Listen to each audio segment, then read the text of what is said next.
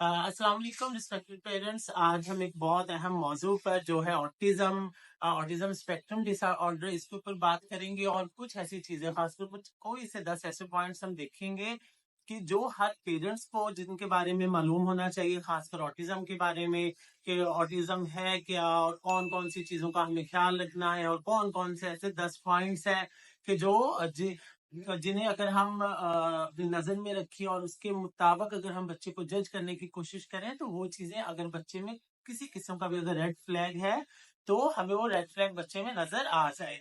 और जितने भी हमारे जहनों में कोई ख्यालात हैं, इन्हें नेगेटिव थॉट्स हैं, या बच्चे में एक्सेप्टेंस, पेरेंट्स में बच्चे को लेकर एक्सेप्टेंस नहीं है, तो हमें कुछ ऐसी चीजों का पता हो कि जिन्हें हम अपने बच्चे को देखते हुए या दूसरों के बच्चों को देखते हुए कम अज कम हम इतना जरूर हमारे जहन में हो कि इन बच्चों का इलाज भी मुमकिन है, और जिस तरह हम इन बच्चों के बारे में समझते हैं ये बच्चे वैसे नहीं है। सो अगर हम इनके ऊपर मेहनत खुद करें या हम किसी थेरापिस्ट की हेल्प लें तो इन बच्चों को हम एक मुआशरे का एक बहुत अहम हिस्सा बना सकते हैं, क्योंकि ये वो बच्चे हैं जो आ, जिनकी एक अपनी सी दुनिया है, लेकिन जो उनकी दुनिया है वो भी इस हिसाब से है कि अगर हम जितना उसमें बच्चे के साथ इन्वॉल्व होने की कोशिश करेंगे तो बच्चा हमें अपनी दुनिया में इन्वॉल्व होने की इजाजत देगा, लेकिन उसके लिए तरीकाकार कुछ ऐसा है कि हमें उसमें बच्चे के लेवल के मुताबिक आना बहुत ज्यादा जरूरी है। ठीक है, तो आइए हम सबसे पहले देखते हैं ऑटिज्म है क्या। Autism ASD, autism spectrum disorder, एक ऐसा नफसियाती मसला है जो बच्चों को उनके रवैयों को, उनकी बातचीत करने के तरीकों को और दुनिया को समझने के तरीकों का जो तरीका होता है उससे वो इफेक्ट करता है। और सब एक ऐसा नफसियाती मसला है जो बच्चों को दूसरों से दूर करता है, और इसी तरह जैसे जैसे बच्चे बड़े होते जाते हैं वो मुआशरे से, अगर उनके ऊपर खासकर अगर उनके लिए थेरेपी सप्लाई ना की जाए, उन्हें इन बच्चों को अपनी जो उनकी दुनिया है उनमें से बाहर ना निकाला जाए, तो ये वो चीजें हैं जो बच्चे की आने वाली लाइफ को डिस्टर्ब कर सकती हैं। तो ऑटिज्म एक ऐसी चीज है कि अगर हम थोड़ी सी अगर इसके ऊपर मेहनत करें और हम बच्चे के ऊपर थेरेपी अप्लाई करें तो हम बच्चे को ऑटिज्म की जो अलामत है उसमें हम बच्चे की अलामत को हम कम से कम कर सकते हैं, उनकी शिद्दत को कम कर सकते हैं और उसे एक मुआशरे का अहम इंसान बना सकते हैं। और ये हम जो नेक्स्ट हमारे 10 पॉइंट्स हैं, हम आई थिंक अब हम उन्हें देख लें कि वो कौन से 10 पॉइंट्स हैं जिनका पेरेंट्स को जरूर मालूम होना चाहिए। अच्छा, अगर हम ऑटिज्म को देखें तो ये कोई ऐसी बीमारी नहीं है जिसके लिए हमें मेडिसिन जिसके लिए बहुत ज्यादा जरूरी हो। इसकी कुछ स्टेजेस होती हैं, माइल्ड, मॉडरेट, सीवियर और प्रोफाउंड। इसमें खासकर जो माइल्ड और मॉडरेट बच्चे होते हैं, ये बच्चे तो जस्ट थेरेपीज के साथ ये इंडिपेंडेंट लाइफ की तरफ आ जाते हैं। इनमें से कुछ कुछ बच्चों को कुछ इश्यूज होते हैं जिनके लिए मेडिसिन की जरूरत पेश आती है, लेकिन वो वाले जो बच्चे मॉडरेट या सीवियर या प्रोफाउंड की तरफ हो, जो उनके जिनका लेवल सीवियर या प्रोफाउंड हो, उन बच्चों के लिए मेडिसिन की ज्यादातर जरूरत होती है। अदरवाइज माइल्ड और मॉडरेट बच्चे हमारे और थेरेपिस्ट के साथ ठीक हो जाते हैं, और इनके जो सिम्टम्स होते हैं उनकी सीवियरिटी लेवल ऑटोमेटिकली कम होना शुरू हो जाते हैं। अच्छा, अगर हम ऑटिज्म की इब्तदाई अलामत देखें तो इसमें ये होता है कि बच्चा प्रॉपर, एक तो आई कांटेक्ट नहीं देता, बच्चे की एक अपनी सी दुनिया होती है, वो अपनी उसके कुछ खास इमोशंस नहीं होते, उसको दूसरों के इमोशंस को वो नहीं समझता। इसी तरह उसकी उसमें चीजों को समझने की जो उसकी एक सलाहियत होती है वो थोड़ी इफेक्टेड होती है। ठीक है, वो दूसरे आम बच्चों की निस्बत या तो कम हो सकती है बल्कि वो कुछ ज्यादा भी हो सकती है। और ये हर अगर हम इसी के अगर नेक्स्ट अगर हम पॉइंट देखें तो ये बच्चे मुख्तलिफ होते हैं दूसरे बच्चे से, इसी वजह से इसे हम स्पेक्ट्रम भी कहते हैं। स्पेक्ट्रम इसे इसी वजह से कहते हैं कि यहाँ हर बच्चा ऑटिज्म का दूसरे बच्चे से मुख्तलिफ होता है। अच्छा, जैसे मैं आपको यही बता रहा हूँ कि हर फर्द और ऑटिस्टिक जो बच्चा होता है वो हर बच्चा दूसरे बच्चे से मुख्तलिफ होता है। सो उसकी हर वो चीजें, दूसरा माशरे को समझने की उसकी सलाहियत, उसकी पढ़ने की, उसकी लिखने की, उसकी बोलने की सलाहियत, یہ بھی ہر بچے سے اس کی مختلف ہوتی ہے. کئی بچوں کو اگر ہم دیکھتے ہیں ان کا آرٹ بہت اچھا ہوتا ہے, کئی کا کرافٹ بہت اچھا ہوتا ہے, کئی بچوں کی اسپیچ بہت اچھی ہوتی ہے, کئی بچوں کا میتھ بہت اچھا ہوتا ہے, کئی بچے اپنی اس میں بچوں کی اگر آپ دیکھیں جائیں تو میموری ان کی بہت اچھی ہوتی ہے. تو یہ لیکن اس میں ہم جو ہماری جو ضروری ہے وہ یہ چیز سمجھنا ہے کہ ہم نے اپنے بچے کو سمجھنا ہے کہ ہمارے بچے کی اسٹرینتھنس کیا ہے اور ہمارے بچے میں ویکنیسز کون کون سی ہے. اچھا, اس طرح اگر ہم کریں تو بات چیت میں مشکل ان بچوں کی اسپیچ اگر ہم دیکھیں تو وہ ڈسٹرب ہوتی ہے. ان بچوں کو بات چیت کرنے میں انہیں مشکل پیش آتی ہے, ان کے لیے اپنی بات کو سمجھانا مشکل ہوتا ہے اور دوسرے کی بات کو سمجھنا بھی ان کے لیے مشکل ہوتا ہے. لیکن اگر ہم پراپر کسی اچھے اسپیچ تھراپسٹ کے پاس جائیں تو پراپر اسپیچ تھراپی کے ذریعے ہم ان بچوں کی بات چیت کرنے کی صلاحیت کو بہتر کر سکتے ہیں.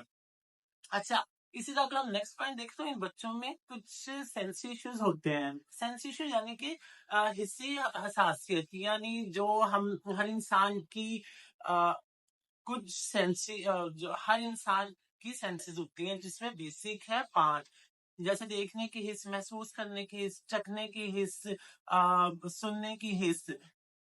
اسی طرح ان بچوں کی پاسبلٹی ہے کہ ان میں سے کسی کی یہ جو سینسی ایشو ہے, کسی بچے میں یہ سینسی ایشو کوئی نہ کوئی ایک سینسی ایشو موجود ہو. ایک بھی ہو سکتا ہے, زیادہ بھی ہو سکتا ہے, اور شاید سینسی ایشو بچے میں کوئی نہ ہو, یہ بھی ہو سکتا ہے. اگر ہم کوئی چھوٹے سے سینسی ایشو کو دیکھیں تو جیسے ایک نوائز ہے. نوائز ایک ایسی چیز ہے کہ جو ایک بچے کو بہت زیادہ بھی ڈسٹرب کر سکتی ہے.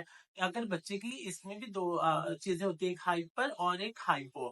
اگر بچہ بہت زیادہ سینسیٹیو ہے اس کی نوائز کو لے کر, تو ایک ہلکی سی بھی اگر روم میں یا انوائرمنٹ میں ہلکا سا بھی اگر کوئی ساؤنڈ کریٹ ہوتا ہے تو وہ بچے کو بہت زیادہ ڈسٹرب کر سکتا ہے. اور اسی طرح بہت سارے بچے ایسے ہوتے ہیں جنہیں کسی قسم کا کوئی ساؤنڈ افیکٹ نہیں کر رہا ہوتا.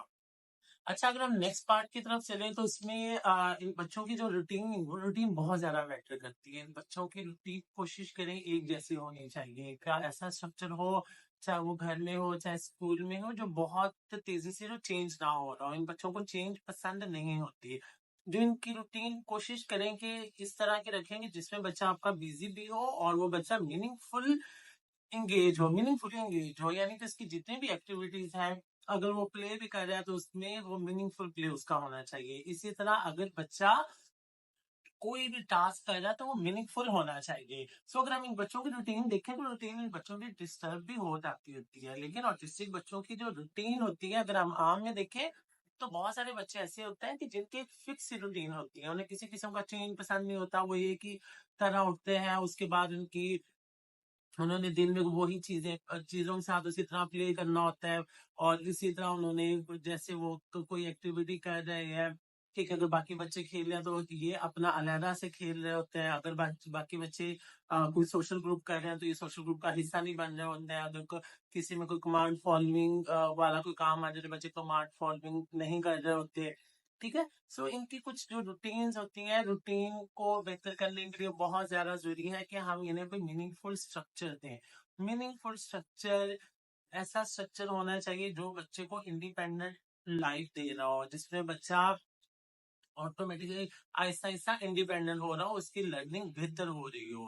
اور اسی طرح اگر ہم اس کی صلاحیتیں اور ٹیلنٹ دیکھیں تو بچے بڑے صلاحیتوں کے مالک ہوتے ہیں کہ ان کے اندر کوئی نہ کوئی چیز ضرور چھپی ہوتی ہے, ہڈن ہوتی ہے, جسے ایکسپلور کرنا بہت زیادہ ضروری ہے. بچے بہت اچھے آرٹسٹ ہو سکتے ہیں, بہت اچھے بچے میتھ میں بہت اچھے ہو سکتے ہیں, یہ اس میں ڈرائنگ میں بہت اچھی ہو سکتے ہیں, کرافٹ میں بہت اچھے ہو سکتے ہیں. تو اگر ہم ان کی صلاحیتوں کو اگر ہم جانچیں تو ہمیں ان میں سے کوئی نہ کوئی ایسی چیز ضرور مل جاتی ہے جو قدرت نے ان کے اندر ضرور رکھی ہوتی ہے.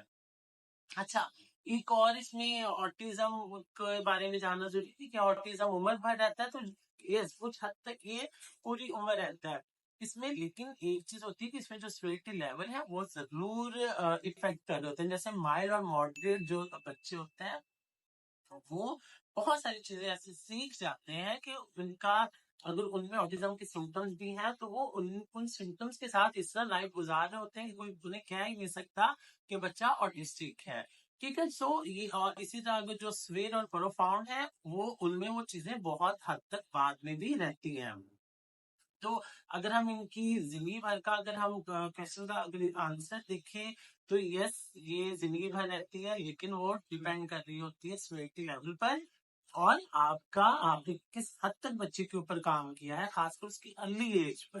ارلی ایج میں آپ نے جتنا اچھا بچے کے ساتھ کام کیا، بچے کے اوپر جتنی زیادہ محنت کی ہے، آپ کا بچہ اتنی ہی جلدی آٹزم سے دور ہوتا رہے گا. ٹھیک ہے. اور اس میں سے وہ جو سمٹم پایا جا رہا ہے آٹومیٹکلی آہستہ آہستہ آہستہ آہستہ اس کی جو سویٹی ہے وہ ایسا ایسا کم ہوتی رہے گی اور وہ ایک ایسا معاشرے کا حصہ بچہ بن جائے گا کہ ہمارا کہ پیرنٹس کو ان فیوچر اس کے لیے اتنی فکر کی ضرورت نہیں رہے گی. اسی طرح اگر ہم بالکل اختتام پر آئیں تو ان 10 باتوں کو اگر دیکھیں تو کچھ یہ ایسی چیزیں ہیں کہ جو لوگوں کو نہیں پتا. ٹھیک ہے. تو ہمارا جو مقصد ہے وہ یہی ہے کہ ہم اویئرنیس دیں پیرنٹس کو، ان لوگوں کو جن بچوں کے ساتھ کام کر رہے ہیں، جہاں اسٹوڈنٹس ہیں یا جن کے نیبرز میں کوئی ایسے بچے ہیں. تو اصل میں جو ہمارا مقصد ہے انہیں اویئرنیس دینا. سو ہمارا ایکچولی میں ہمارا یوٹیوب بھی چینل ہے، اس کے بعد ہمارا فیس بک پیج بھی ہے، ہم انسٹاگرام پر بھی ہے، اور جس کی آپ کو ہمارا ٹک ٹاک بھی اکاؤنٹ ہے جس کے آپ کو لنک یہاں مل جائے گا. اور اگر آپ کا کسی قسم کا کوشچن ہو تو آپ پوچھ سکتے ہیں، اور اگر کسی قسم کی سجیشن ہو تو وہ آپ ضرور ہمیں دے سکتے ہیں. اور کسی قسم کی آپ کو لگے ہماری آپ ہمیں کسی چیز میں کریکٹ کروانا چاہیں تو آپ کی اس میں بھی آپ کی سجیشن ہمارے لیے بہت اہمیت کی حامل ہوگی. محمد عثمان سمیع، child therapy, signing off. Thank you so much.